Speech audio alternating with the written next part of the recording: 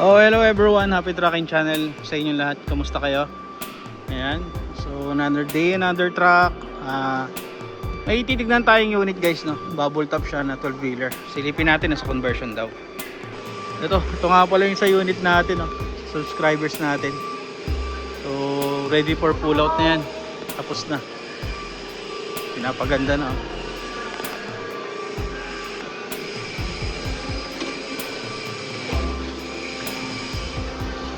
Ito yung unit dito sa conversion, no, patapos na. Tapos meron din dito inline na 12 wheeler for conversion. Ito avatar, oh. Check nyo, ha. Hindi natin maibaba eh, pero ayan siya, avatar, no. Conversion, pinipinturahan, no. Hindi natin maibaba pa. Pero ang ganda. Wing van. Actually ano siya, gray. Ito meron din dito tractor red, oh. Tapos ito yung bumper light under per conversion.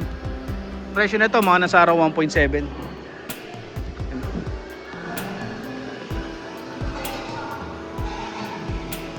Ayan. So hopefully sana magustuhan to ng subscribers natin.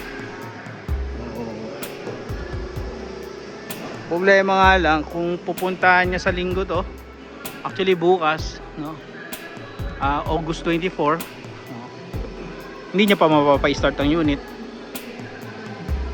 dahil ngayon nakita niyo naman under conversion pa siya, almost nasa 90% na siya. Ay hindi pa, no? Nandito pa yung ano niya, oh, gearbox, ililipat pa yan dito. Pinoporma lang. Pero alam nyo guys, napansin ko ang linis ng gawa nila dito sa pag-conversion, ha.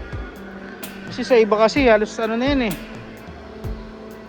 Dito talagang ginagawan ng magandang bracket yung gearbox, oh.